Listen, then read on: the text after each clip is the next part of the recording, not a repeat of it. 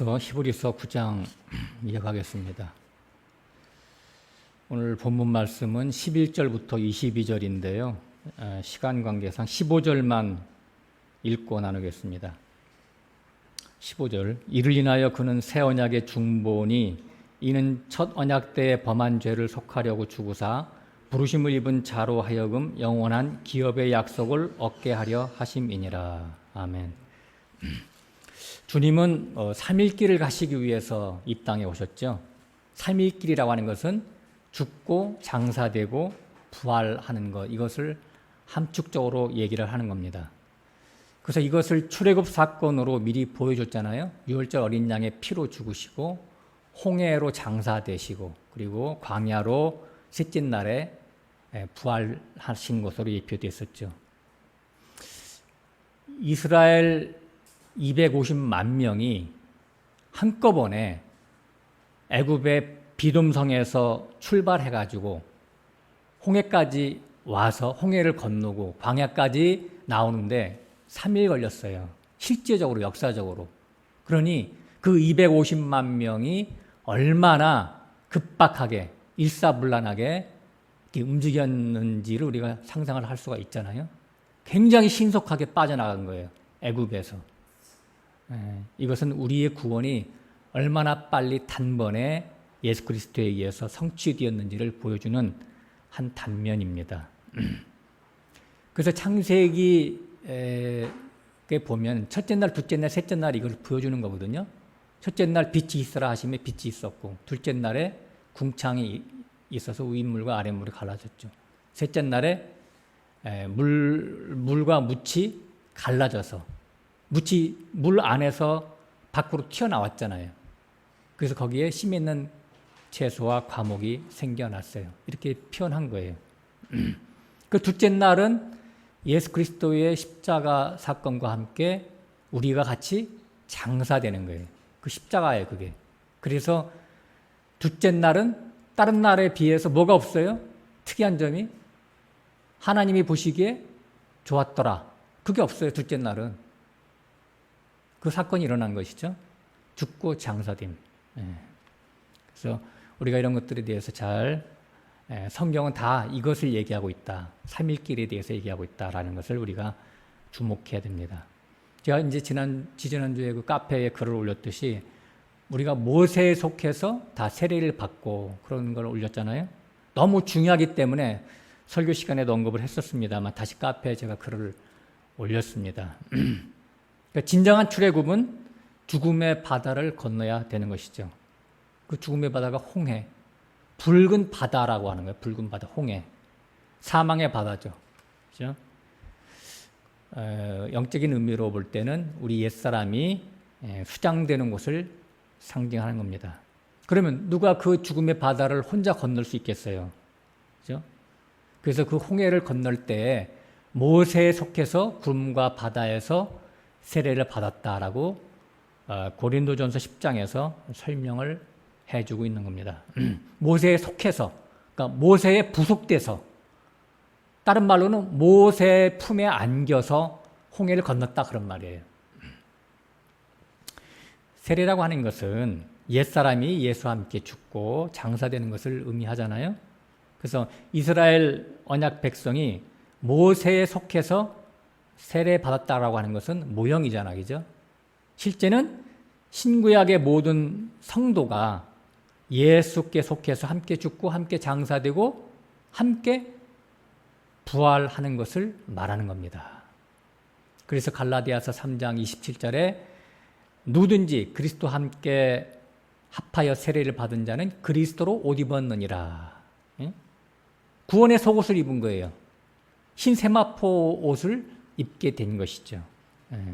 여기서 누구든지라고 하는 것은 유대인뿐 아니라 헬라인이든 이방인이든 다 어느 사람이든지 다 하나님이 택한 백성은 구원받는다. 이제 그런 개념으로 보시는 게 맞습니다. 그러므로 번제단으로 비유된 유월절 어린 양이 번제단이 유월절 어린 양이 죽는 자리라고 한다면 물두멍으로 비유된 홍해는 나의 죽음의 자리죠. 그것을 성령을 나중에 받고 보니까 예수가 죽을 때 예수님이 그냥 홀로 죽은 게 아니라 나를 안고 죽으셨다라는 것을 깨닫게 되는 거예요. 그래서 실제로는 우리가 예수의 품에 안겨서 그 죽음을 통과하고 광야라고 하는 부활의 몸으로 새 생명으로 거듭나게 된 것이죠. 새로운 피조물로 탄생된 겁니다. 그래서 에베소서 2장 6절엔 이것을 그리스도와 함께 살리심을 받아 하늘에 앉히심을 받았느니라. 그래서 광야로 나온 거예요. 너희가 은혜로 구원을 얻었다라고 이렇게 부연 설명을 에베소서 2장 6절에 해주고 있습니다. 은혜로 구원받은 거예요. 이스라엘 선민은 언약 백성이기 때문에 하나님의 언약대로 430년 만에 구원이 성취되는 것이죠. 하나님이 그냥 당신이 언약을 했기 때문에, 약속을 했기 때문에 그 약속을 이행해 가시는 거예요. 역사 속에서. 이것이 바로 이스라엘 선민의 구원이고 또 우리 이 시대를 살아가는 우리 모두의 구원이 다 그와 똑같단 말이에요. 그래서 여기서 우리가 주목해야 될 중요한 포인트가 뭐냐면 우리의 구원은 사람의 행위가 전혀 개입될 여지가 없다라고 하는 겁니다. 이것을 염두에 두어야지 하나님의 구원 섭리가 이해가 착착착착 되는 거예요.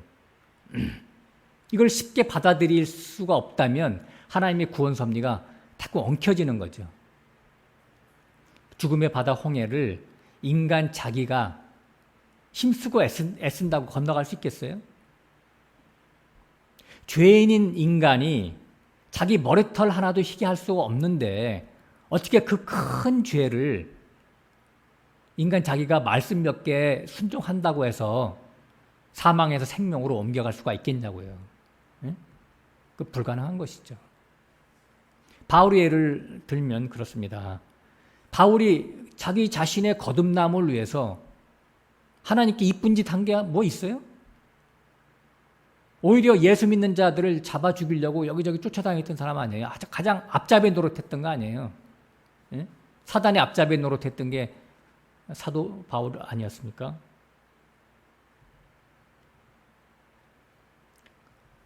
그러니까 이런 사울을, 그러니까 바울이 옛날 이름이 사울인데 사울을 하나님의 말씀대로 한다면 그는 구원의 대상이 아니라 능지처참의 대상이죠. 그죠?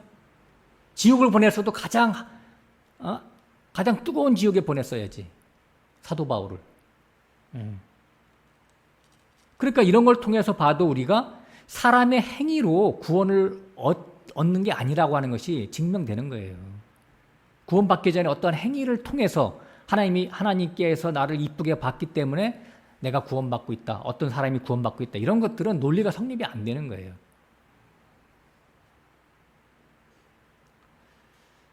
그때까지 바울은 율법의 의로는요, 흠이 없었다라고 자화자찬하잖아요. 퍼펙트, 100% 율법을 다 지킨 사람이에요. 예?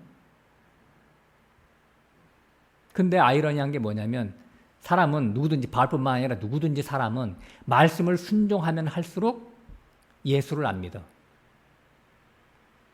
예수는 누가 믿어요? 죄인이 믿어요, 죄인이. 아까 우리가 방금 271장 찬양했죠? 우리가 연약하고 빈곤해서 예수께 나아간다고 하잖아요. 그죠? 자기 자신의 연약함, 무능함, 무기력함, 죄 뺏기에 나오는 게 없다는 것을 깨닫는 자가 예수한테 가지. 나는 이 말씀을 잘 지키는데 어깨에 힘주는 사람은 왜 예수가 필요해? 예수가 필요 없지. 그 예수 안 믿는 거예요. 그러니까 말씀을 순종하면 순종할수록 뭐가 올라가냐면 자기 목이 더 뻣뻣해져. 자기 스스로 의인인 것처럼 이렇게 착각을 한다니까. 그게 하나님이 인정하는 의인이 아니니까 문제지 그게. 그래서 하나님 앞에서 자기가 말씀을 잘 지켰으니까 항상 당당해. 그 누가복음 18장에 바리새인이 기도하는 거 봐요. 내가 11조를 참나 11조를 드리고 구제를 하고 일주일에 2번씩 금식하였는데 나는 저 창기와 세례와 같지 않음을 감사하나이다. 와, 완전히 거꾸로 살고 있잖아. 그죠?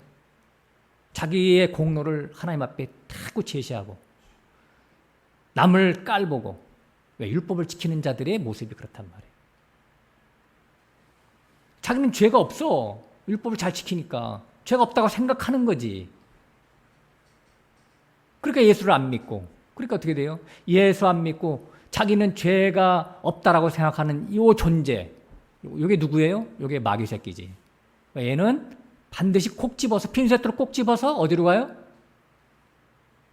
지옥의 가장 밑바닥에 떨어질 수밖에 없는 존재. 그런데 그런 바울을 예수님이 담에석에서 찾아오셨다니까요. 응?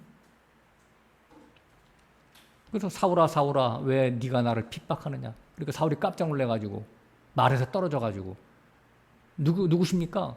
난 네가 핍박하는 예수야. 그렇게 만나주셨잖아요. 하나님을. 하나님이 바울을 만나주셨어요. 엉뚱한 길로 가고 있는, 지옥길로 가고 있는, 사단의 앞잡이 노릇을 하고 있던 바울을 그냥 주님이 오셔서, 찾아오셔서 만나주셨어요. 성령으로 오셔서. 근데 그 당시 우리가 눈여겨볼 게 뭐냐면 바울과 같이 가던 일행이 많았어요. 응? 근데 왜 바울한테만 그 음성이 들렸어? 다른 사람들한테는 뭐라고요? 뭐 천둥소리 같은 게 들렸는데 뭔가. 근데 못 알아듣는 거야. 이 시대에도 하나님의 말씀이 이렇게 선포되면 그걸 알아듣는 자가 있고 못 알아듣는 자가 있다니까요. 똑같이. 그게 참 신기한 거지. 알아듣는 자는 이게 하나님의 음성으로 정확하게 전달이 되는데 알아듣지 못하는 자는 뭐예요? 이게 뭔 소린고? 천둥소리 같은데? 응응하는데? 앞뒤 말이 안 맞는데? 이렇게 한다니까.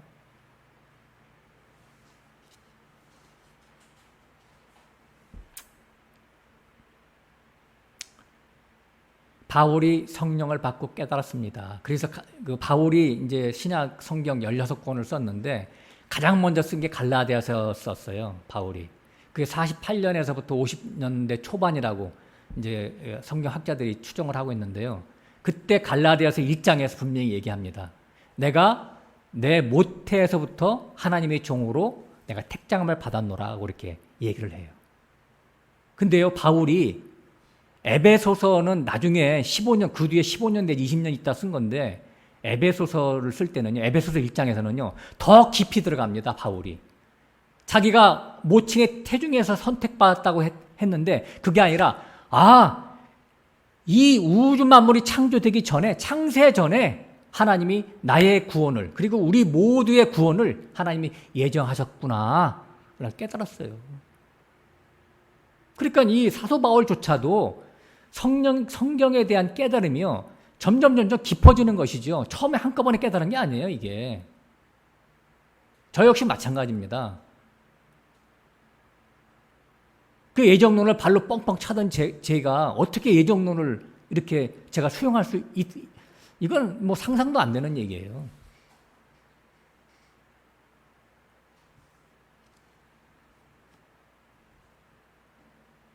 그래서 시편 139편에 보면 하나님이 그 자기 택한 백성이요, 이렇게 비유했어요. 하늘 끝에 올라가 있을지라도, 음부에 가 있을지라도, 혹은 바다 끝에 가 있을지라도 내가 너를 반드시 찾아내서 구원시킨다. 하늘 끝이 뭐예요? 저기 우주 만물, 우주 공간의 어디 끝에, 물론 거기로 도망갈 수 있어도 하나님은 찾으시겠지. 그런데 그런 뜻이 아니라 하나님의 말씀으로 자기가 하나님의 자리까지 말씀을 지켜서 올라갈 수 있다라고 생각하는 그곳이 바로 하늘 끝이거든. 하늘 가장 높은 곳. 그게 뭐예요? 에스겔서 28장하고 이사야서 14장에 나와 있던 사단이 그랬잖아요. 내가 북극 지폐 가장 높은 곳에 올라 하나님과 비길이다. 그렇게 하잖아요, 사단이. 그 사단처럼 하나님의 말씀을 내가 지켜서 하나님의 자리까지 내가 가겠노라고 하는 그러한 사울의 영적인 상태가 바로 하늘 끝에 올라간 자라니까요. 그런 자들도 하나님이 버려두지 아니하시고 하나님의 백성은 찾아내신다고요. 사울처럼. 그럼 음부 끝에는 뭐예요? 음부 끝에는 이 세상에서 온갖 나쁜 짓을 다 해서 감옥에 가 있는 사람, 온갖 깡패짓 혹은 뭐 강도짓, 살인 이런 거 저질러가지고 감옥에 가 있을지라도 하나님은, 하나님의 백성은 찾아내신단 말이에요. 그게 바나바 아니에요? 바나바. 강도 살인죄를 저질러가지고 감옥에 있던 그 바나바를 예수님이 구원하시고 당신 자신이 십자가에 들어가셨잖아요. 우리 비유예요. 그게 다. 그러면 바다 끝에 가 있는 자는 누굽니까? 하나님은 몰라. 그냥 이 땅에서 부귀영화 천국 출세를 위해서 이 땅의 것을 소유하기 위해서 분유하게 뛰던 그런 사람. 응? 누구의 책처럼 책에 젖어 있잖아요. 세상은 넓고 할 일은 많다. 김호중 씨가 그런 말을 썼는데. 그것처럼 이 세상에서 뭔가를 부여잡기 위해서,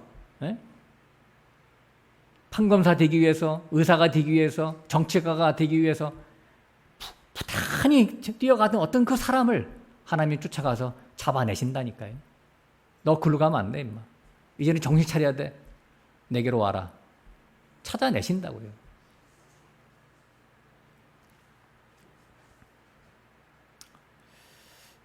그래서 이 모세에 속해서 홍해를 건넜다라고 하는 것을 출애굽기 19장 여러 군데 나오는데 신명기 32장에는요. 내가 독수리 날개를 업어서 너를 광야로 옮겼다. 그때 나 홀로 했다. 다른 신은 없었다. 나 홀로 했고 다른 신은 없었다. 이렇게 얘기하는 거예요. 그러니까 이게 신을 얘기하는 게 뭐냐면 이스라엘 백성들이 출애굽을 해서 홍해를 건너서 광야로 가는 것은 이것은 사람의 능력으로 되는 게 아니라 신의 능력으로밖에 안 되는 거다는 얘기예요. 근데 누가 했다? 다른 신이 한 게 아니라 하나님 홀로 하셨단 말이에요. 요한복음 10장 29절에는 이렇게 나와 있습니다. 예수님이 그렇게 얘기를 해요. 저희를 내게 주신 내 아버지는 만유보다 크심에 아무도 아버지 손에서 빼앗을 수 없느니라.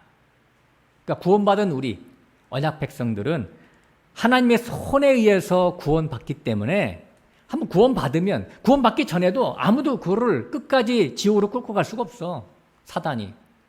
그리고 구원받은 우리도 그리고 결코 구원이 잘리거나 취소될 수가 없다라고 하는 겁니다.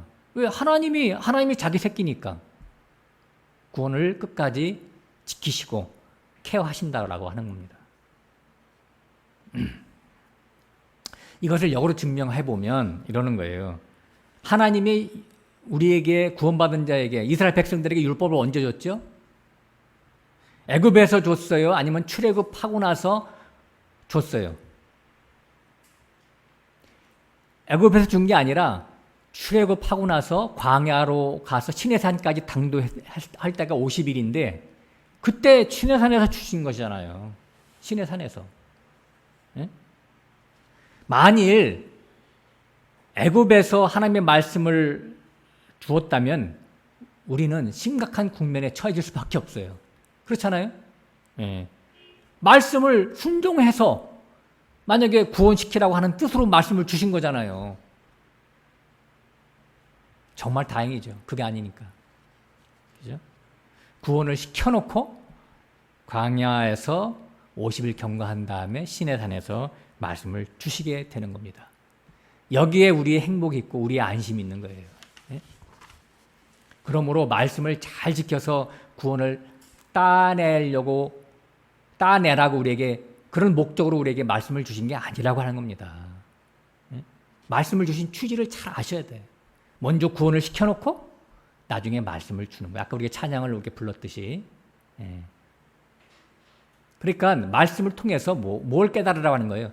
너 같은 무지랭이를 하나님이 어떻게 얼마나 사랑하셨는지 어떠한 은혜를 베풀어서 너를 구원하셨는지를 깨닫고 감사하라고 우리에게 말씀을 주시는 거예요. 예. 아시다시피 시내산에서 율법을 2번 주게 되잖아요. 첫 번째 율법은 쌍무계약이잖아, 그죠? 그래서 이걸 지킬 수 있냐? 그걸 지킬 수 있다 그러니까 자 황소 잡아와. 그래서 그 양푼에다가 피를 발라가지고 백성들한테 뿌리고 그 언약의 피라고 얘기했잖아요. 그리고 뭐예요? 안 지키면 이 황소처럼 다 죽게 될 거야. 이게 쌍무 언약입니까? 언약 아닙니까? 근데 어떻게 됐어요? 며칠도 안 돼가지고 깨졌잖아요, 그냥.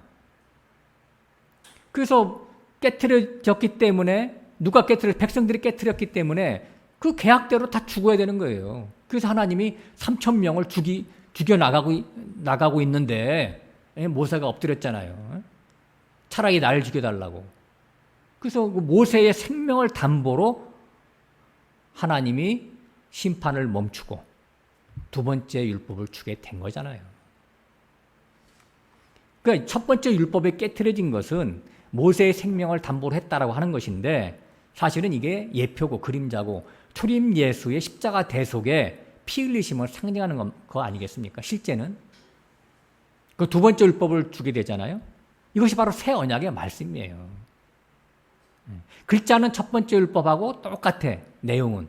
근데 의미가 달라졌다. 이미 설교한 바대로. 그래서 모세가 다시 올라가서 시내산에 올라가서 율법을 받아갖고 내려오잖아요. 이것은 뭐냐면 첫 번째 율법은 예수님이 죽는 거니까 죽어서 모세가 다시 올라갔다라고 하는 것은 뭐냐면 예수님이 죽고 장사되고 부활해가지고 하늘로 다시 올라가시는 걸 얘기하는 거예요. 승천했다가 다시 내려오는 거죠. 그래서 다시 내려와서 주시는 그것은 바로 새 언약이란 말이에요. 새 언약. 겉으로 볼 때는 똑같은 율법 말씀인 것 같은데. 그래서 성령으로 재림하셔서 각자의 심령으로 들어가시겠다라고 하는 그 신약의 그 말씀이 이미 구약에서부터 묵언 중에 그렇게 복선으로 깔아 놓으신 거예요, 하나님은. 갑자기 그렇게 새 언약이 나타나는 게 아니라. 그래서 이 말씀이 법궤 속에 들어가게 됐다라고 하는 것이고 그 법궤 뚜껑이 뭐냐? 시은좌다 혹은 시은소다, 속죄소다, 이 세 가지로 이제 불리잖아요. 시은소하고 시은자는 같은 말이니까 같은 두 가지죠. 영원한 속죄를 상징하는 거예요. 영원한 속죄. 그 법궤 안에는 우리의 인간의 그 잘못된 모든 불순종이 그 상징물이 다 들어가 있고요. 그걸 뚜껑으로 덮는 거예요. 시은소로. 은혜를 베푸는 예수 그리스도가 시은소 아니겠습니까? 그래서 이제 이 법궤를 앞장 세워서 광야 40년이 이제 진행되는 거잖아요. 근데 이 광야는 뭐라? 인간이 살 수 없는 환경이란 말이에요. 예? 고난과 역경과 여러 가지 문제투성이로 범벅이 된 그러한 환경이 바로 광야죠. 그러니까 일부러 그런 환경에 쳐넣고서 말씀을 주잖아요. 그러니까 말씀을 주고 일부러 그런 환경을 집어넣게 되는 거예요. 그건 뭐예요? 말씀을 줬다라는 뭐예요? 그런 환경 가운데서 너 감사해야 돼. 불평하지 마. 입 닥쳐. 이거잖아요. 근데 그렇게 할 수 있어요? 우리 인간이? 우리가 이론적으로는 하나님 말씀을 잘 지켜야 한다고 하는데 우리가 집에서도 갑자기 가장 가까운 부부싸움도 욱하면 일어나잖아. 그죠? 항상 감사가 되냐고. 범사가 감사가 돼요? 항상 기뻐할 수 있어요? 눈앞에 막 억한 감정이 막 왔다 갔다 하는데 불가능하단 말이에요. 그런 어떤 절대절명의 그런 어떤 나쁜 환경을 집어넣어 놓고 우리가 환경을 조성해 놓고 하나님이 그럼 너 말씀을 지켜! 그렇게 얘기하는 것은 어떤 다른 의도가 있다라고 하는 거예요. 그 다른 의도가 뭐냐? 네 안에 있는 모든 죄 그거 다 끄집어내라고 그러는 거예요. 네 숨겨진 네 안에 있는 죄를 토설해 놓으라고 하는 거예요. 네? 그래서 사람은 율법대로 살 수 없는 존재를 깨달으라고 그런 환경을 주시고 그 환경을 지킬 수 없는 말씀을 또 주시면서 말씀으로 지켜내라고 하는 거예요. 그래서 율법의 목적이 바로 여기서 빛나는 겁니다. 네? 나는 율법대로 하면 마땅히 죽어야 되는 것인데 내가 지금 살고 있는 것은 왜 그래요? 하나님의 은혜로 살고 있습니다. 이것을 잊지 말라고 하는 거예요. 애굽에서 출애굽시킬 때도 값없이 6월절 어린 양의 피로 출애굽시켰지만 이것도 너희가 항상 기억해야 되겠고 또 광야에서의 날마다의 삶도 네가 죄를 지을 수밖에 없는 그러한 존재인데도 네가 죽지 않고 살고 있는 것은 뭐예요? 성막에서 매일 아침 저녁으로 드려지는 상번제 어린 양의 피 때문에 네가 살고 있다라고 하는 것을 깨달으라고 하는 거예요. 그러니까 처음에 출애굽시킨 그 구원도 예수님의 은혜고 날마다의 삶도 상번제 어린 양의 피로 우리가 살고 있다라고 하는 것을, 예수님의 은혜로 살고 있다라고 하는 것을 몸에 새겨 넣으라고 하는 거예요. 완전히 인치라고 하는 거, 인치라고 하는 거. 너는 예수 은혜 아니면 넌 살 수가 없는 존재야 라고 하는 것을 깨닫고 살으라고 하는 겁니다. 그래서 율법을, 구원을 먼저 시키고 나중에 성령을 주시고 율법을 주시는 거예요. 깨달으라고.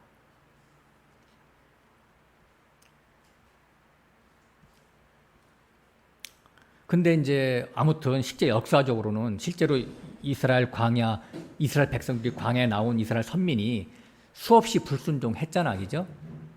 예. 그래서 성경에 보면, 역사를 보면 광야에 나온 이스라엘 다수가 엎드려져 다 죽었다라고 성경은 기록하고 있습니다. 여기에 이제 우리가 성경의 해석이 필요한 부분이에요. 그래서 고린도전서 10장 중반에도 그런 일이 쭉 써 있죠, 그죠? 너희 조상들이 우상 숭배를 해서 다 죽었고, 영적인 간음을 하다 죽었고, 그리고 물이 없어서 불평불만하고 길이 험하다고 불평불만하고 그래서 불뱀에 물려가지고 다 여기저기 막 죽지 않았느냐 이렇게 나오잖아요. 그래서 실제 가나안 땅에는 누가 들어갔어요? 몇 명만 들어갔어요? 여호수아와 갈렙 2명만 들어갔어요. 달랑. 그러니까 이것을 고린도전서 10장 11절에 보면 그런 것들이 우리 역사 속에서 우리에게 펼쳐졌고 또 우리에게 보여주는 것은 뭐냐면 우리의 거울로 삼고자 말세를 사는 우리로 하여금 경계를 삼고자 기록했다라고 하는 거예요. 자, 여기서 이제 제가 하나 질문 한번 드려볼게요. 자, 모세가 가나안 땅에 못 들어갔죠, 그죠? 갈렙과 여호수아만 들어갔으니까. 그럼 아론과 모세 하나만 집중해서 얘기해 봅시다. 모세가 그러면 가나안 땅에 못 들어갔어요. 그러면 천국 못 간 거예요? 가나안 땅은 천국으로 예표되는 거니까. 못 들어갔어요? 모세가 그럼 가나안 땅에 왜 못 들어갔어요? 성경에서는 분명히 얘기합니다. 모세 너 죄 졌기 때문에 못 들어갔다. 이스라엘 백성들이 거기 무리바 우물가인가요? 무리바인가 거기서 물이 없어서 막 이렇게 왜 우리 여기에 장지가 없어서 여기 와서 또 다 죽게 하느냐 뭐 또 불평불만 하니까 모세가 이제 하나님께 엎드렸잖아요. 그러니까 야, 그 반석이 있는데 반석을 명해서 물을 내서 그 백성들을 먹여라 이렇게 했어요. 그랬더니 모세가 그 백성들의 원망을 들으니까 백성들이 너무나 한심한 거예요. 모세가 볼 때는 여태까지도 그때가 지금 뭐예요? 거의 또 40년 다 도른 거잖아요. 이제 바로 이제 좀 있으면 가나안 땅에 또 들어가는 입장인데 거기서까지 또 원망불평하고 그러니까 광야 40년 동안 반석이 쫓아다니면서 반석에서 물을 주신 거거든요. 하나님이. 반석은 바로 예수 그리스도를 상징하는 거니까. 그런데 또 원망불평하니까 모세가 욱해가지고 화딱지가 나가지고 반석을 꽝 쳤어요. 그러니까 하나님이 뭐라고 그래요? 물은 나와서 먹였지만 야, 너 내 명령대로 안 하고 너 화를 내가지고 내 영광을 너 가렸지 않느냐? 너는 그 죄값을 받아서 가나안 땅에 들어갈 수 없어. 가나안 땅에 못 들어갔어요. 그러면 예수가 분명히 죄를 졌기 때문에 가나안 땅에 못 들어간다고 하나님이 분명히 말씀하셨어요. 그러면 모세가 죄 때문에 엎드려 죽었잖아요. 그러면 지옥 간 거예요? 천국 못 간 거예요? 그렇지 않죠, 그죠? 그걸 어떻게 증명해요?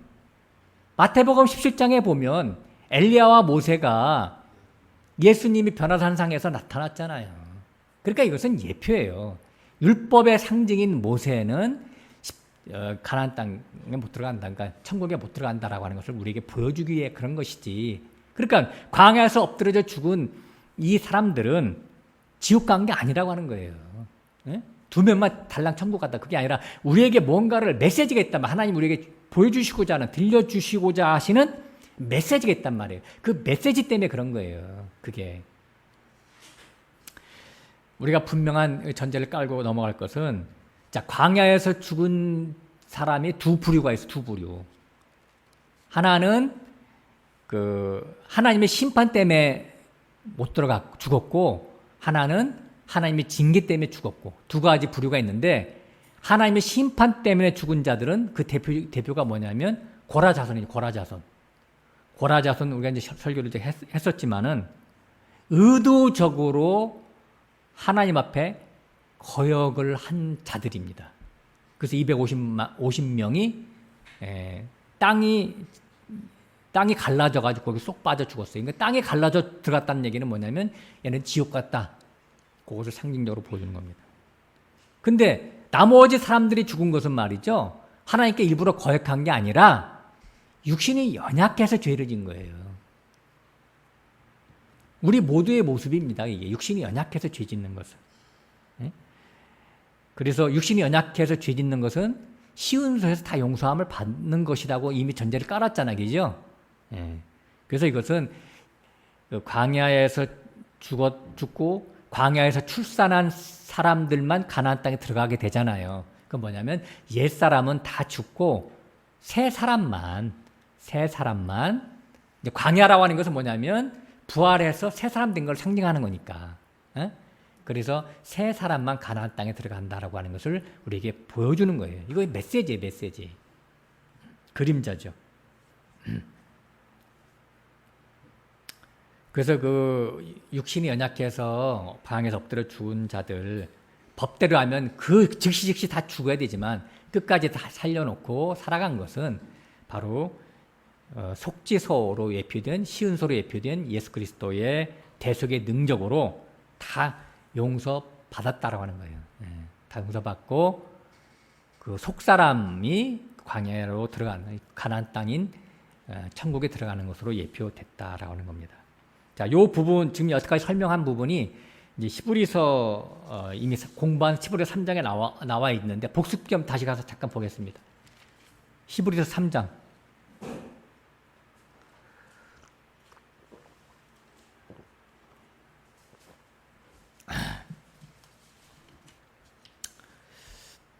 고린도전서 10장에도 나와 있지만 여기 이제 우리가 히브리서를 공부하니까 잠깐 보겠습니다. 7절부터 잠깐 읽어 가겠습니다. 그러므로 성령이 이르신 바와 같이 오늘날 너희가 그의 음성을 듣거든 노하심을 격동하여 광야에서 시험하던 때와 같이 너희 마음을 강팍해 하지 말라. 거기서 너희 열조가 나를 시험하여 증음하고 40년 동안에 나의 행사를 보았느니라. 이러므로 내가 이 세대를 노하여 가로되 너희가 항상 마음이 미혹되어 내 길을 알지 못하는도다 하였고 내가 노하여 맹세한 바와 같이 저희는 내 안식에 들어오지 못하리라 하셨다 하였으니 형제들아 너희가 삼가 혹 너희 중에 누가 믿지 아니하는 악심을 품고 살아계신 하나님에게서 떨어질까 염려할 것이요 오직 오늘이라 일컫는 동안에 매일 피차 권면하여 너희 중에 누구든지 죄의 유혹으로 강팍해 됨을 면하라. 14절 우리가 시작할 때 확실한 것을 끝까지 견고히 잡으면 그리스도와 함께 참여한 자가 되리라. 자, 14절부터 먼저 거꾸로 해석을 좀 해볼게요. 우리가 시작할 때 확실한 것을 잡았다. 그것을 끝까지 잡자 이렇게 나와 있는데 시작할 때 잡은 확실한 것은 뭐냐면 구원의 첫 출발이 뭐로부터 시작됐냐 그런 얘기예요. 구원의 첫 출발이 바로 예수 그리스도의 대속의 피로 구원받았잖아요. 자, 요것이 에베소서 계시록의 2장에 보면 에베소 교회 나오는데 에베소 교회가 칭찬과 책망이 두 가지가 같이 있죠. 근데 다른 것들은 칭찬을 받았어요. 근데 뭘 책망을 받았냐면 처음 사랑을 버렸다 그랬어요. 처음 사랑. 그때 말하는 처음 사랑이 뭐냐면 예수님의 대속의 피를 얘기하는 거예요. 그러니까 에베소 교회가 이단이 뭐가 이단인지 뭐가 비진리인지 이런 것들을 분별을 열심히 했어요. 그 칭찬을 받았어요. 그거 분별하느냐고 뭘 잊어버렸냐면 진리를 추구하다가 뭘 잊어버렸냐면 예수님의 구속의 피를 잊어버렸어. 꼭 우리하고 똑같아. 예? 그러다가 하나님의 은혜로 이번에 코로나 사건 때 하나님 은혜를 주셔가지고 그 처음 사랑을 다시 회복했어요. 제가. 예. 그래서 예수님의 구속의 피로 다시 돌아간 거죠. 이거 외에는 이것이 가장 중요한 거니까. 그래서 끝까지 그걸 견고히 잡으라고 하는 거예요. 자기 행위를 붙잡지 말고. 너무 지식에 붙잡지 말고. 진리 지식도 중요하지만 진리 지식 추구하다가 우리가 일곱 날의 비밀을 너무 집중하다 보니까 예수님의 피를 잊어버렸네. 그걸 잊어버렸다기보다는 간과했지, 간과해. 좀 가볍게 여겼지. 다시 돌아갔습니다, 우리가. 다시. 정말 저는 얼마나 감사한지 몰라요. 예.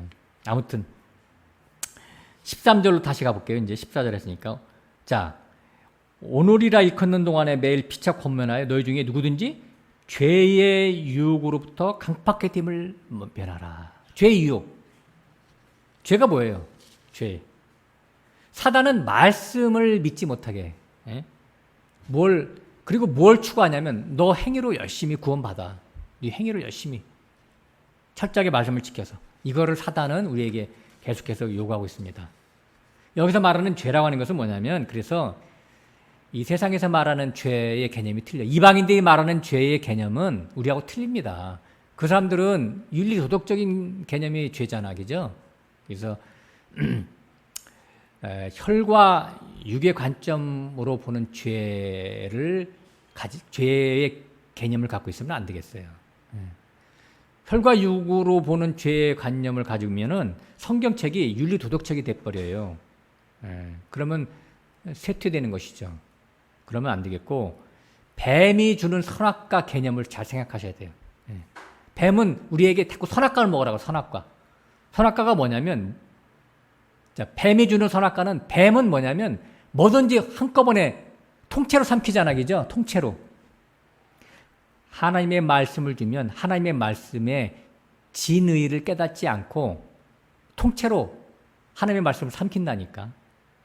그러니까 뭐냐면 이게 문자대로 철저히 지켜서 하나님께 의롭다함을 인정받으라고 하는 거예요. 그리고 너 자신이 자긍심을 갖고 살아라고 하는 거예요.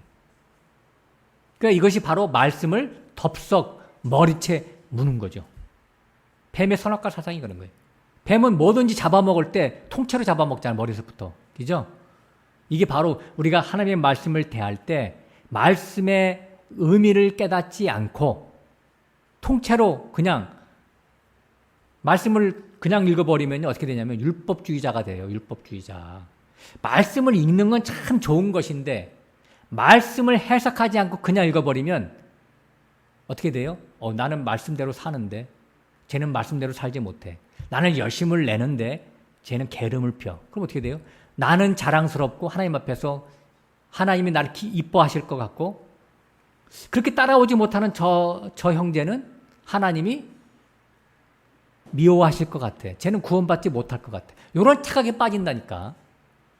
그래서 이게 굉장히 위험한 거예요. 말씀을 읽기는 읽되 의미를 모르고 읽으면요, 그렇게 된다니까, 사람이. 근데 말씀이 원래 목적이 뭐예요? 그렇게 하라고 말씀을 주신 거예요? 죄인인 나는 말씀을 지킬 수가 없네요. 그래서 하나님이 긍휼로 나를 덮어주지 않으면 나는 한시도 살 수가 없는 존재네요. 이것을 깨달으라고 말씀을 주시는 거예요. 그래서 선악과 따먹은 정신으로 말씀을 지켜서 하나님 앞에서 의롭다함을 인정받으려고 했던 그 바리새인들을 예수님이 오셔가지고 그 바리새인의 율법의 의를 예수님이 기각시킨 것이죠. 인정하지 않은 거잖아요. 그래서 너희는 회칠한 무덤이다. 너희 속에는 온갖 더러운 시기, 질투, 미움, 살인, 수많은 욕심들, 음란한 것들, 이런 것들이 가득하면서도 겉으로 율법을 지켜서 자기 자신이 옳다라고 착각에 빠져 있으니까 예수님이 그것을 지적해 주시는 거잖아요. 그죠? 그러니까 하나님 앞에서의 선은 뭘까요? 선. 좀 아까 제가 답을 말씀을 드렸는데 자기 자신에게는 죄밖에 나오지 않는 그러한 정말 철저히 나는 아무것도 아닙니다라고 자기 자신을 부인하는 자. 그래서 하나님만 나는 의지할 수밖에 없다라고 인정하는 자. 이런 자가 바로 하나님 보실 때 선한 자라니까요. 그러면 죄와 악은 뭐예요? 하나님의 약속을 믿지 않고 자기 자신의 행위를 의지하고 자기 생각과 자기의 의지를 믿는 자들, 그런 자들이 바로 하나님 보실 때는 죄고 악입니다. 이것이 바로 육신의 생각이라고, 육신의 생각. 다른 게 육신의 생각이야. 윤리 도덕적으로 이렇게 죄를 짓는 게 육신의 생각이 아니라 자기 자신에게 방점을 두고 의미를 두고 살아가는 그 모든 것이 육신의 생각이에요. 그래서 로마서 8장에는 앞부분에 그런 말이 나오잖아요. 육신의 생각은 하나님의 법에 굴복지 않고 굴복할 수도 없다라고 하는 거잖아요. 자기 자신이 살아있는데 자기 생각이 있는 게 바로 육신의 생각이에요. 자기에게 의미를 두는 그 어떠한 거.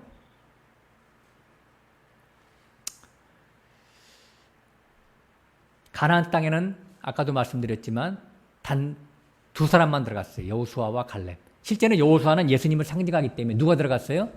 갈렙 한 사람만 들어갔어요. 근데 갈렙이 그 유다 지파의 족장인데 원래 갈렙은 이방인이었어요. 이방인. 여분네의 아들 갈렙은 이방인인데 어쩌죠 살다 보니까 유다 지파의 족장이 됐네. 그러니까 은혜잖아, 은혜. 그 족장이 된 것도 은혜인데 그래서 갈렙은요 처음부터 끝까지 하나님의 말씀만 붙잡았어요. 약속만.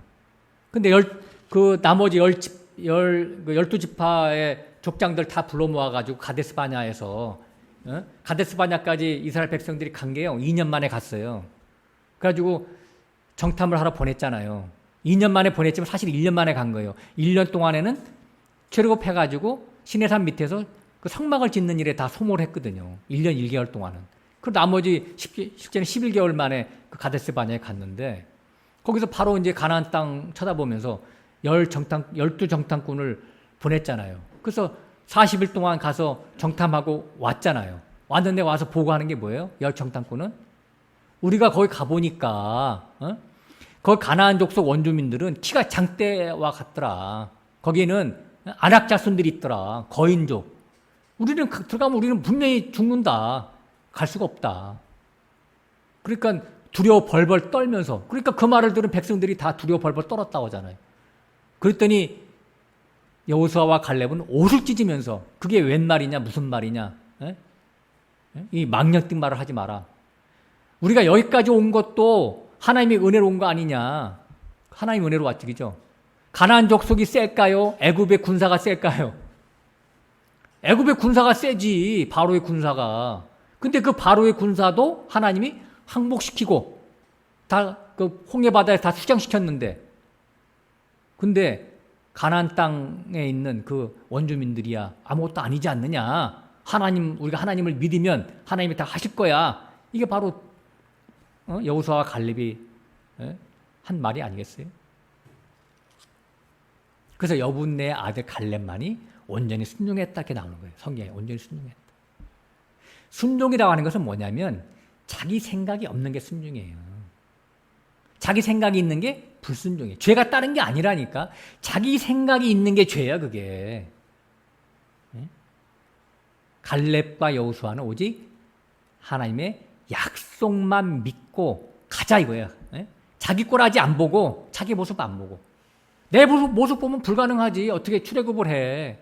내 모습 보면 불가능하지. 어떻게 가나안 땅에 들어가. 자기 모습 보면 어떻게 그 광야에서 살아가요. 물도 없고 아무것도 없는 데서. 하나님이 다 하신다니까.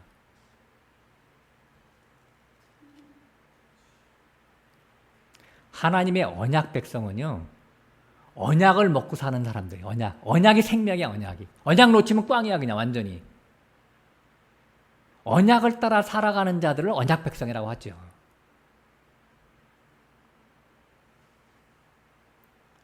아브라함이 구원받은 게 무엇 때문에 구원받았어요?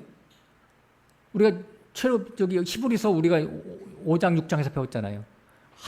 하나님의 약속과 맹세로 그냥 구원시킨 거잖아요. 아브라함을. 쪼다 같은 아브라함을. 그러니까 우리도 다 쪼다잖아. 무지랭이. 우리의 구원도 하나님이 하신다니까. 그래서 이 언약 백성들인 이스라엘 백성들은 출애굽 그 자체도 하나님의 언약으로 되었듯이 가나안 땅도 하나님의 언약으로 간다는 믿음이 바로 생명이에요. 생명 핵심. 그래서 그 가나안 땅이라고 하는 것은 다른 말로 뭐라고 그래요? 다른 말로? 넌센스 진짜 퀴즈 한번 내려. 가나안 땅을 다른 말로 뭐라고 하게요? 약속의 땅 그래요. 약속의 땅. 에? 하나님이 아브라함에게 약속했잖아. 헷불 언약 때 창세기 15장에. 이 땅으로 다시 오게 할 거야. 그 약속의 땅을 오게 한다니까? 누가 약속했어요? 하나님의 약속. 사람의 행위가 개입될 여지가 하나도 없어요. 가나안 땅 가는 게 이제 구원이라고 봤을 때. 예? 약속을 따른 말로는 하나님의 은혜죠, 은혜. 예? 은혜로 가는 땅이에요. 천국은 뭐로 가요? 약속으로 가고 은혜로 가는 땅이에요. 가는 곳이죠, 천국은. 내가 힘줘서 가는 곳이 아니에요. 천국은. 내가 그걸 알고 너무나 참 안심한 게, 내가 만약에 천국 백성으로 농명되지 않았다면 나는 그냥 가만히 있으면 돼. 지옥 가면 내 편하게. 지옥 가서 그냥 지지고 볶고 하면 되는 거예요. 처음부터 하나님의 백성이 아니었으니까. 그렇게 내가 나이 먹고 보니까 이제는 힘이 빠지더라니까요. 힘 빠지니까 하나님의 결정이 만사 옳습니다. 이렇게 나오게 되더라고요. 네? 이렇게 나오게 돼. 그래서 천국은 하나님의 언약으로, 하나님의 은혜로 가는 곳이다라는 것을 우리가 확증해야 되고, 사람의 행위로는 절대 근접할 수가 없다라는 것을 우리가 분명히 확증을 해야 됩니다. 그래서 여기 13절 끝에도 강팍해 됨을 면하라. 8절에서도 끝에 너희 마음을 강팍해 하지 말라 이렇게 나와 있는데, 마음을 강팍했다라고 하는 것은 다른 게 아니라 하나님의 약속을 안 믿고 자기 실력, 자기 주제에 의미를 두는 거예요. 자기 꼬라지를 보는 거예요. 자기 꼬라지.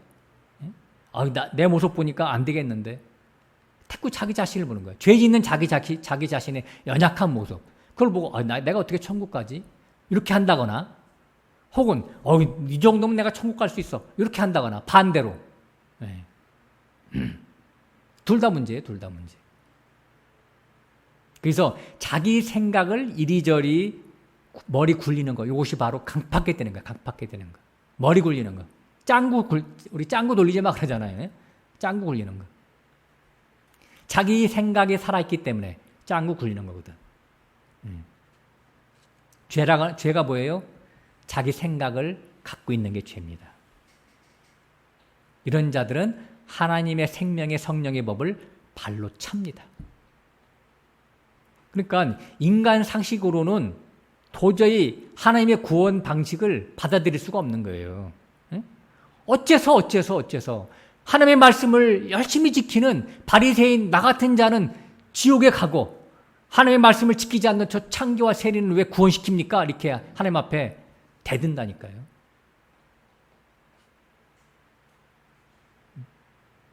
그때나 이때나 이 복음, 그러니까 거저주는 하나님의 은혜의 복음을 따지는 자들은 누가 따져요?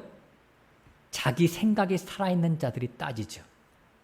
자기 행위가 좀 있는 사람들이 따진다니까. 이게 큰 문제라니까. 이게 큰 문제.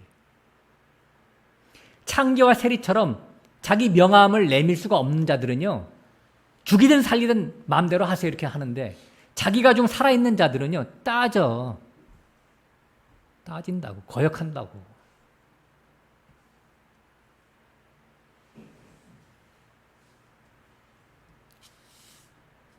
자, 히브리서 3장 끝에 가서 읽겠습니다. 18절, 19절. 또 하나님이 누구에게 맹세하사 그의 안식에 들어오지 못하리라 하셨느냐? 곧 순종치 아니하던 자에게가 아니냐. 이로보건대 저희가 믿지 아니함으로 능히 들어가지 못한 것이니라. 천국은 하나님의 약속을 믿는 자들이 들어가는데, 약속을 믿지 않는 자들은 못 들어갑니다. 여기 보면 순종치 아니하던 자가 누구예요? 자기 생각이 펄펄 살아있는 자. 이런 자들은 순종할 수가 없습니다. 그래서 네 행위를 붙잡지 말고 예수 믿으라고 하는 거예요. 네 행위는 기각당하니까, 거절당하니까 행위는 버리고 예수 믿으라고 하는 거예요. 성경 얘기가 바로 이거예요. 그래서 예수님이 나를 껴안고 죽고 장사되고 같이 부활했으니까 그것을 믿고 너 행위 자랑 삼지 말라고 하는 거예요. 그래서 오늘 본문 말씀으로 가보겠습니다. 히브리서 9장 가보겠습니다.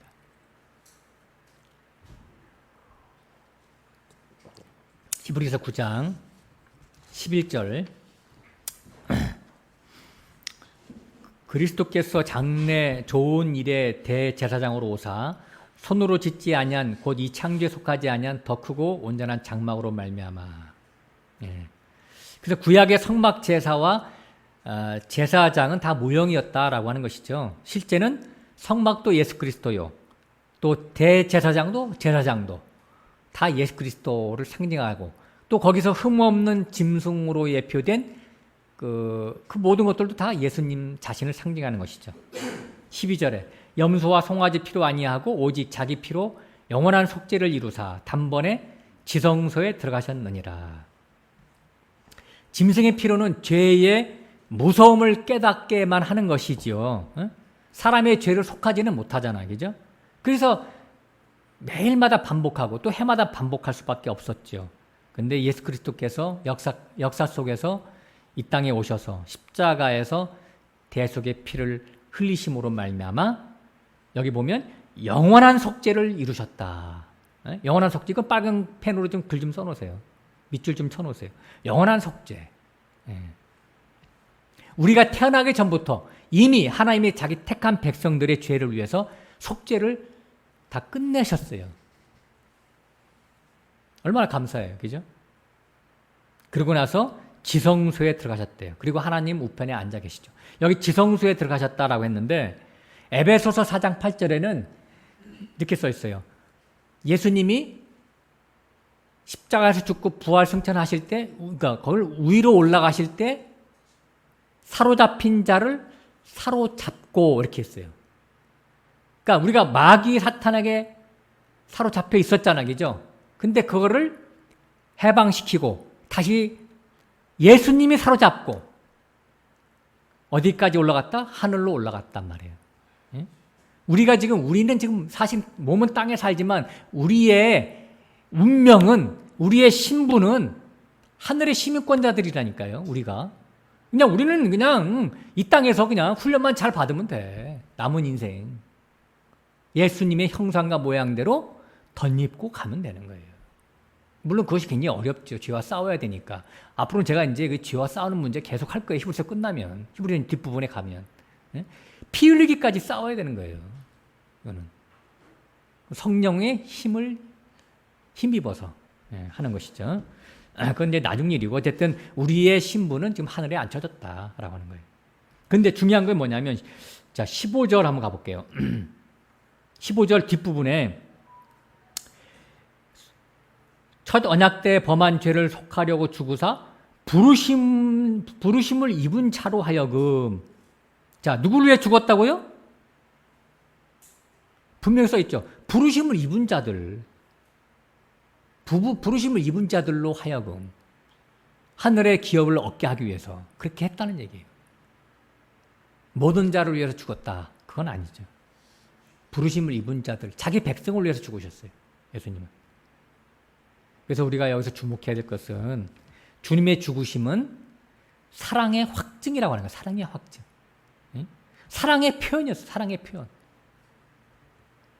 우리가 주님의 십자가의 그 고통을 잠시나마 우리가 떠올려 본다면 그 지옥 형벌을 대신 짊어지는 것은 그 동기와 목적과 그 이유가 무엇이 있었다라고 하는 거예요. 단순히 그냥 죄인을 구원하기 위해서 그랬겠느냐고 하는 것이죠. 하나님이 사람의 몸을 입고 성육신한 것도 엄청난 자기 비하잖아, 그죠? 이거 엄청난 낮아지심이잖아. 이 자체도 십자가야. 그런데 그것뿐만 아니라 육신의 몸을 십자가 형틀에서 걸어놓고 뼈 마디마디가 다 뒤틀리게 하시고 뒤틀리게 되고 오장육부가 터져나가는 그 고통을 다 감내한 것은 그 이유가 뭐냐라고 하는 거예요. 그 이유가. 자기 새끼 살리고자 했다라고 하는 거예요. 자기 새끼 살리고. 자기 한 목숨 바쳐서 자기 새끼 살리려고 했다라고 하는 거예요. 네? 창세전에 예정됐던 그 어린 양의 생명책에 농명인 자들이 역사 속에서 구원받게 하기 위해서 그분이 그러한 길을 그 쓴 잔을 마셔야 됐다라고 하는 거예요. 여자가 임신하면 10달 동안 그 가지고 있다가 출산할 때 어떻게 해요? 물과 피를 다 쏟잖아, 그죠? 그건 뭐예요? 그 순간은 자기 목숨하고 아기 목숨하고 맞바꾸는 거잖아요. 맞바꾸는 거예요. 그게 뭐예요? 사랑의 표현이잖아, 사랑의 표현. 그 사랑, 그 아픈 와중에서도 정신 까부러쳤다가 정신 차리면 아기 찾잖아, 아기 찾잖아. 드라마 보면 그러잖아요, 그죠? 아기 찾잖아요. 우리 아기 어떻게 됐나? 그러면 이제 그 간호사들이 또 부모인가 뭐 누가 이렇게 갖다 보여주잖아요. 아기 여기 있다라고. 그러면 어떻게 해요? 입술이 이렇게 웃음을 띠잖아. 그 아픈 온몸이 그냥 땅에 깔아지는 그 아픔을 다 겪었으면서도 죽음을 통과한 거잖아요. 여자들은.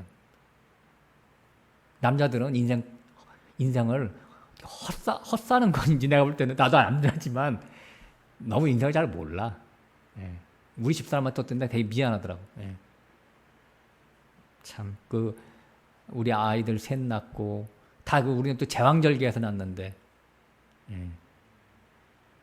참 저는 그거 잘 몰라요. 그걸 그 고통을 그냥 어렴풋이만 알 뿐이죠.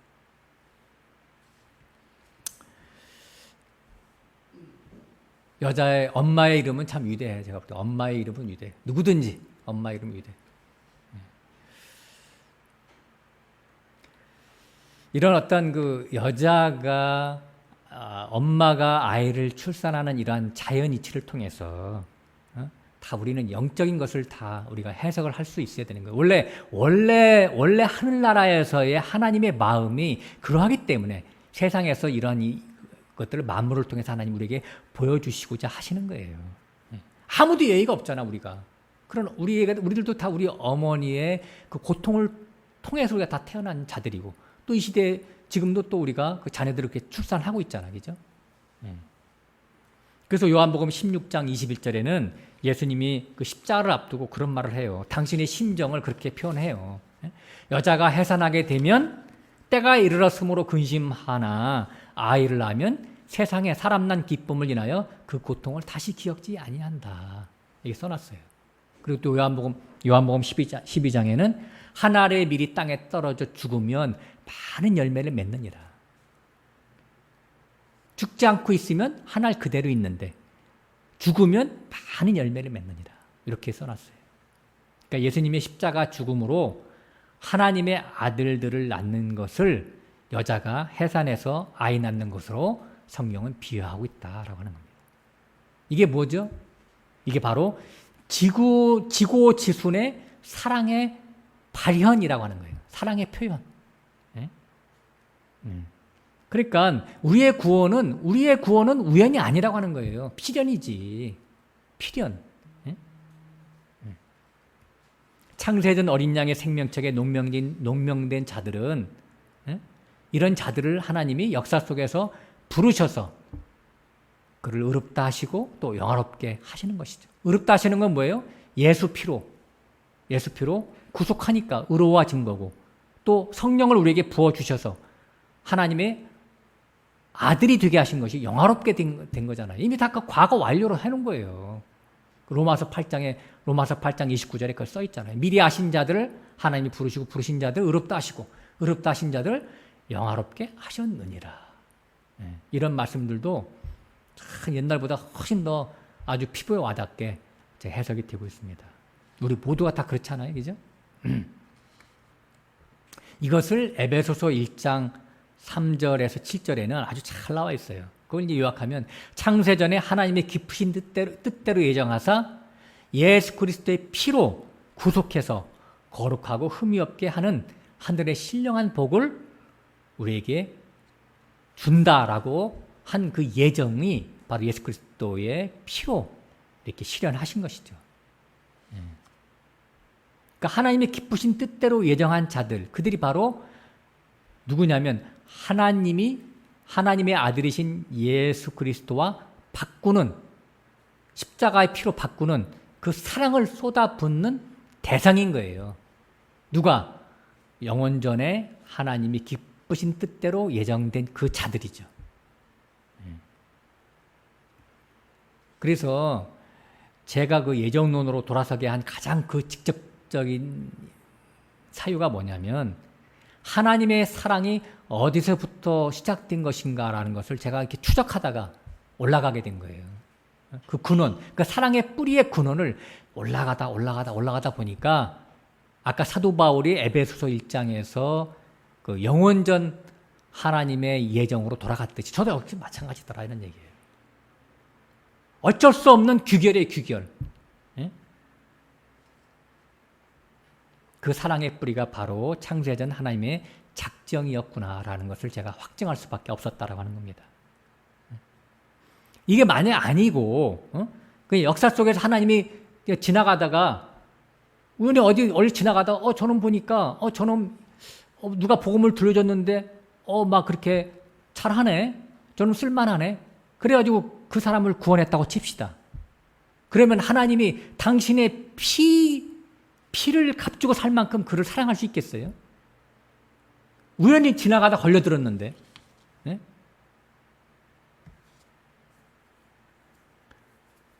동정은 나올 수 있지, 동정은 나올 수 있지만 당신의 목숨을 버리는 데까지의 그 사랑은 나올 수가 없다라고 하는 거예요. 성경이 무슨 얘기예요? 다 하나님의 그 아주 그냥 피가 뚝뚝 떨어지는 그 사랑 얘기 아니겠어요?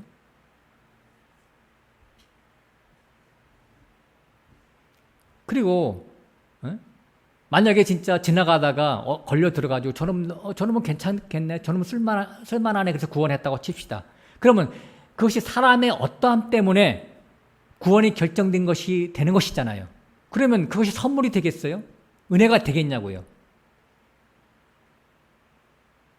은혜가 될 수도 없고 선물이 될 수가 없죠. 그러니까 성경 자체적으로 서로 이렇게 짜기가 안 맞는 거예요, 그게. 사람의 조건과 무관하게 그냥 주어지는 것이기 때문에 이게 은혜라고 하는 거고 이게 선물이라고 하는 겁니다. 그래서 가장 은혜다운 은혜는 예정으로 올라가야 되는 거예요. 진짜 은혜가 은혜답게 하기 위해서는 알미니안주의로 가면 절대로 이게 은혜가 될 수가 없다고 하는 거예요. 인간의 행위가 포함되어야 되기 때문에. 그래서 제가 계속해서 글을 써왔던 겁니다. 이제는 뭐 거의 다 썼어요. 그것도.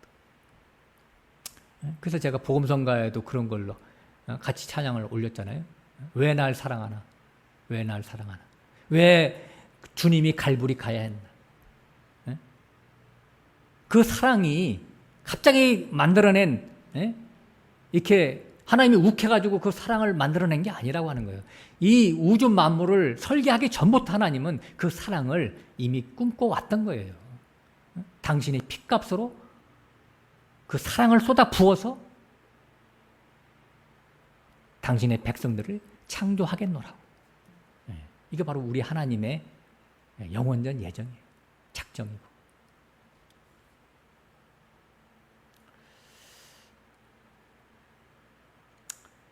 그 왜 날 사랑하냐 그 찬양, 물론 제가 했지만 좀하고 잠깐 했지만 이 찬양이 공감이 되세요? 조금이라도 공감이 안 되시는 분 계세요?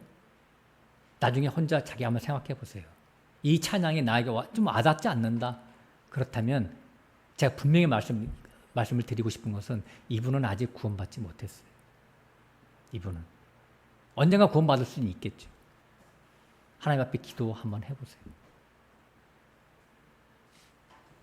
저절로 자기 자신에게 이 하나님이 왜 날 구원하시나 그 사랑이 나한테 막 물밀듯이 밀려오면 그분은 구원받은 자입니다.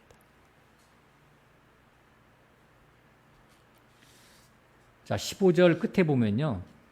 영원한 기업의 약속을 얻게 하기 위해서 그분이 죽으셨다 이렇게 써 있어요. 그러니까 영원한 기업의 약속이 뭐냐면 하나님 나라죠. 천국이죠. 하나님 나라의 상속권이 부여되게 하기 위해서 그분이 죽으셨다라고 하는 거예요. 천국이 주인이 되게 하기 위해서 예수가 죽었다라고 하는 것이죠. 그러니까 천국은 누가 가냐면 하나님의 나라는 하나님의 장자만 갈 수가 있어요. 그러니까 하나님의 나라를 여기서는 이제 천국을 기업으로 상속해 준다라고 표현을 하고 있잖아요. 히브리서에서는 지금. 그러면 하나님의 나라를 상속받으려면 누가 상속을 받을 수가 있냐면 맏아들만 상속을 받을 수가 있어요. 자, 우리나라 옛날에 이주시대 때 그랬잖아요. 그죠? 누가 상속받아요? 맏아들만 상속받잖아. 맏아들만. 그래서 이스라엘도 옛날에 맏아들이 상속받으니까 야곱이 그렇게 그 장자권을 뺏으려고 했었잖아요. 에서한테. 똑같은 거예요. 이스라엘과 우리나라 옛날에 풍습하고 거의 비슷한데 천국이 그렇단 말이에요. 천국을 상속받으려면 맏아들만 상속받을 수가 있어요. 그래서 육체 예수가 죽었어야 되는 것이죠. 예수님이 죽을 때 그랬어요. 제자들 보고 내가 죽는 것이 너희들에게 유익한 것이야. 이렇게 된 것이죠. 예수님이 죽어야 그 맏아들이신 맏아들의 영이 우리에게 오시는 거니까. 그때 예수님만 죽으면 돼요? 안 돼요? 안 되죠. 왜? 내 속에는 나는 빈 그릇이 아니야. 나는 마귀로 가득 차 있어. 그러니까 나도 같이 죽어야 되는 거예요. 그래서 내가 죽어서 나도 빈 그릇이 돼야 되고 예수님은 죽어서 예수님은 성령 맏아들이 되셔야 되고 그래서 같이 죽는 거예요. 그래서 새로운 피조물로 우리가 다시 탄생돼야 되는 거라고요. 그래서 갈라디아서 그래서 주님이 죽으실 때 나도 같이 죽고 같이 장사되고 같이 부활하셨다라고 성경은 써 있는 거예요. 그게 바로 홍해고 물도몽으로 표현했잖아요. 그래서 그리고 그 성령으로 부활하신 그분이 빈 그릇된 내 안에 오셔서 나의 영을 구속시킨 것이죠. 그래서 그 때가 차면 갈라디아서 4장 6절에 보면 너희가 아들인 고로 여태까지는 종로로 타다가 몽학선생 밑에서 종로로 타다가 아들인 고로 아들의 영을 너에게 보내사 하나님을 아바 아버지라고 부르게 하셨느니라. 하나님이 우리 아버지니까 천국이 누구 거예요? 우리들의 것이지. 그러니까 맏아들의 영을 받은 자들은 다 우리가 맏아들이라니까.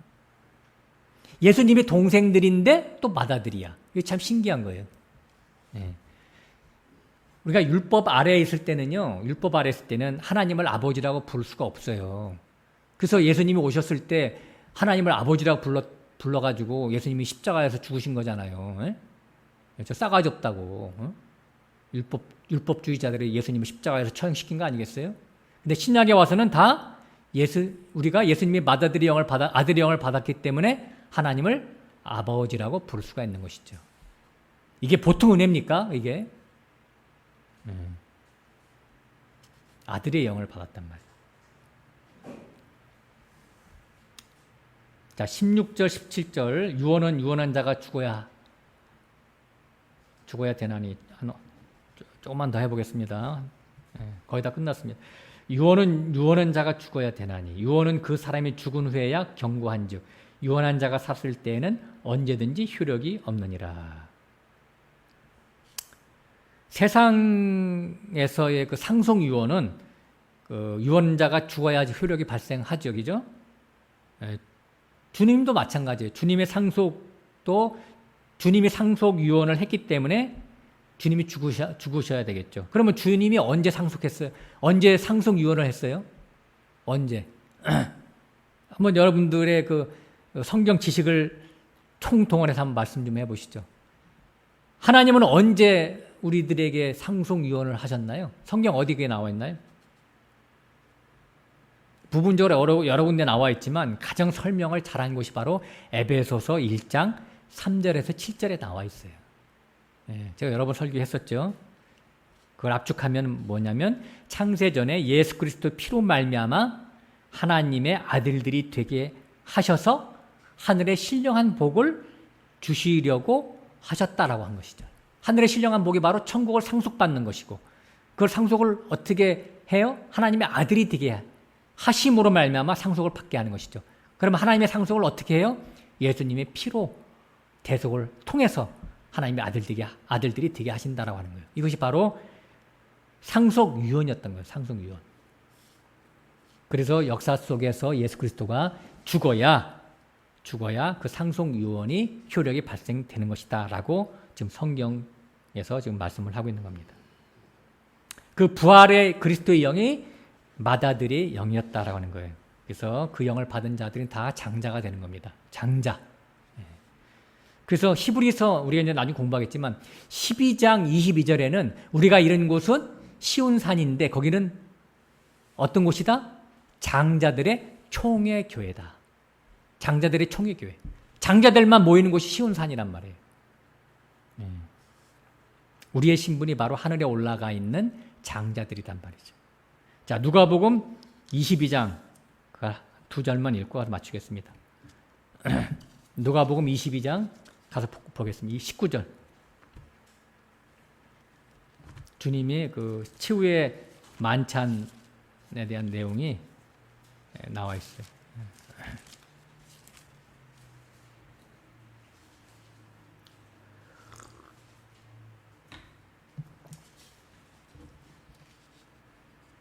(19절) (20절) 읽어보겠습니다. 또 떡을 가져 살해하시고 떼어 저희에게 주시며 가라사대 이것은 너희를 위하여 주는 내 몸이라 너희가 이를 행하여 나를 기념하라 하시고 저녁을 먹은 후에 잔도 이와 같이 하여 가라사대 이 잔은 내 피로 세우는 새 언약이니 곧 너희를 위하여 붓는 것이라. 그랬어요.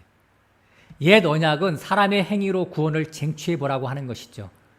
그러니까 해보니까 됐어요, 안 됐어요? 안 됐죠. 며칠도 못 가서 언약이 깨지잖아요. 그죠?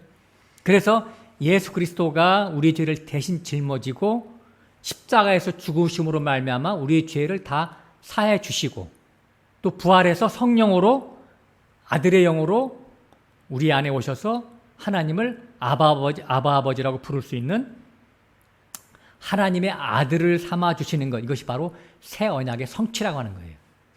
이것이 바로 우리의 구원이죠. 그러므로 우리의 구원은 주님이 흘리신 새 언약의 피 공로로 주어지게 되는 거예요. 그래서 이 은혜의 선물이라고 성경은 표현하고 있습니다. 그래서 우리는 가만히 앉아서 거저로 이 복을 받아 누리게 되었으니까 어찌 하나님을 또 예수님을 찬양하지 않을 수 있겠습니까? 그죠? 정말 그 찬양이 나와 있듯이 만입이 내게 있다면 그 입 다 가지고 주 예수 주신 은총을 찬양하겠네. 영원히 찬양하겠네. 그 찬양 가사가 바로 우리들의 마음하고 완전히 부합하는 그러한 찬양 가사인 것 같습니다. 기도하겠습니다.